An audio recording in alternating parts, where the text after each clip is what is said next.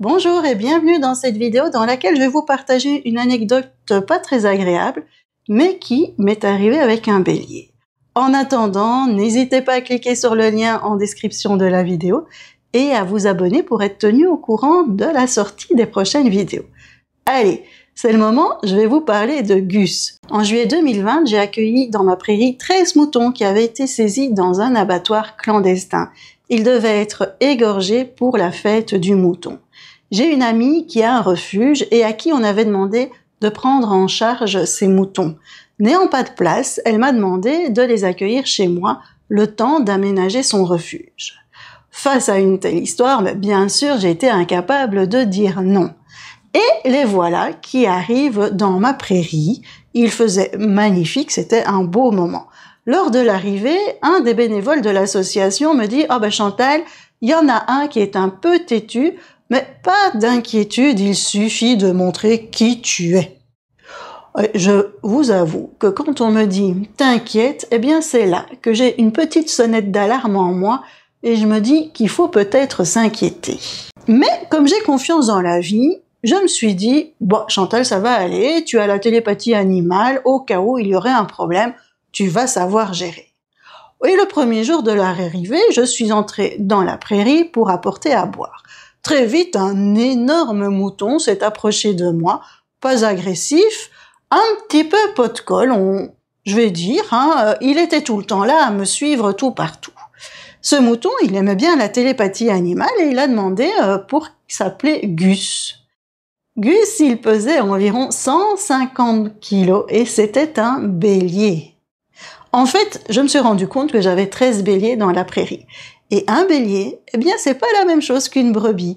Si on appelle bélier ce fameux bout de tronc qui peut enfoncer les portes, eh bien, c'est pour une raison, c'est pas du tout un hasard. Et vous saurez pourquoi je dis ça. Revenons à Gus. Les premiers jours, c'était vraiment idyllique. Il était gentil, il me suivait dans la prairie et s'adaptait très bien.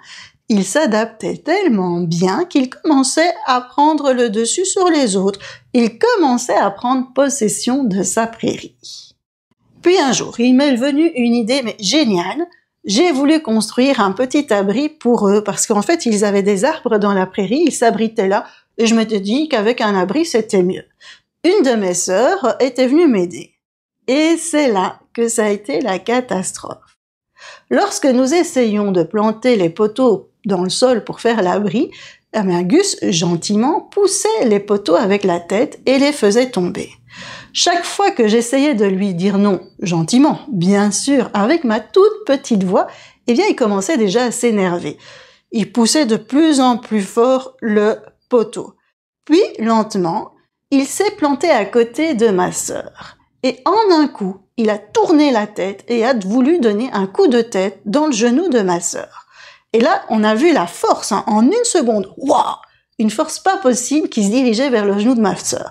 Là, je me suis dit, ça commence à devenir dangereux. Nous allons remballer nos petites affaires et rentrer à la maison. Là, Gus n'a pas apprécié du tout. Lorsqu'il nous a vu ranger les affaires, il est devenu fou. Il s'est mis à courir après ma sœur et je peux vous dire qu'un mouton, ça court vite. Et dans la prairie, à 10 mètres du portail, se trouvaient des palettes empilées les unes sur les autres. Ma sœur et moi, nous avons vite couru nous réfugier sur ces palettes.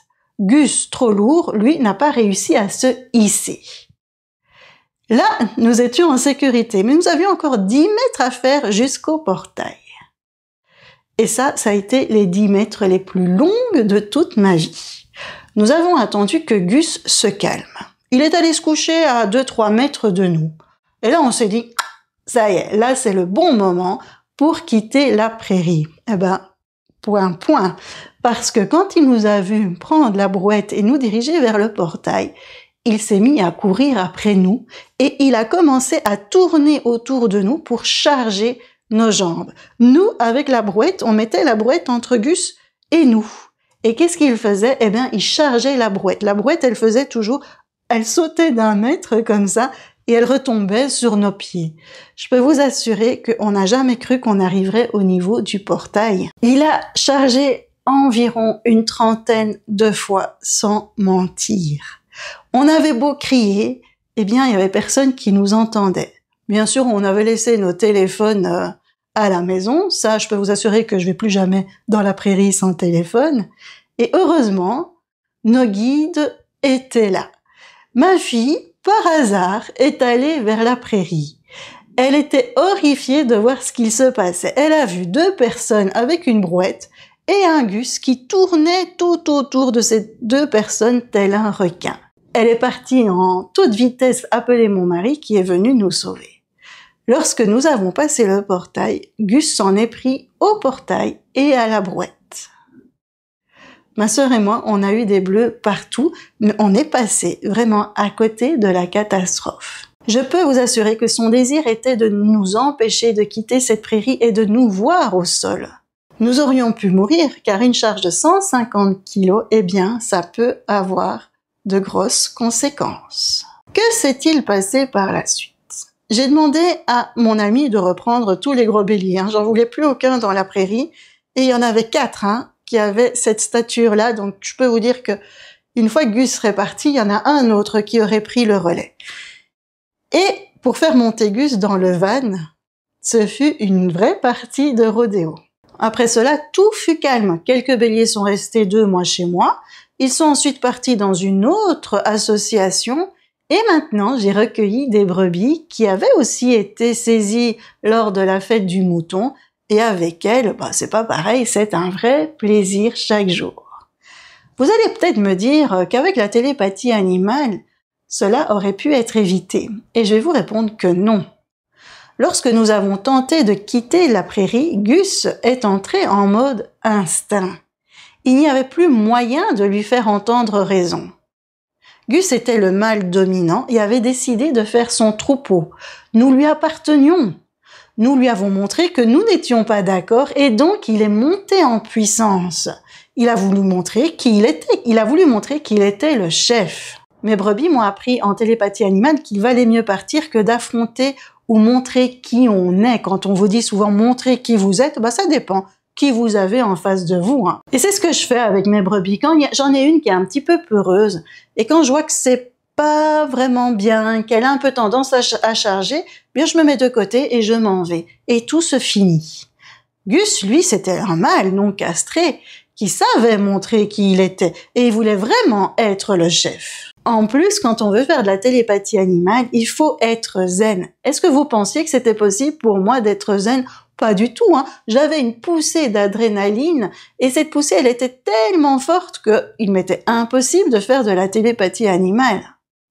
Alors, je vais conclure pour vous dire que tous les animaux ne sont pas des anges, quelle que soit leur raison, et que la télépathie animale ne fonctionne pas en toutes circonstances.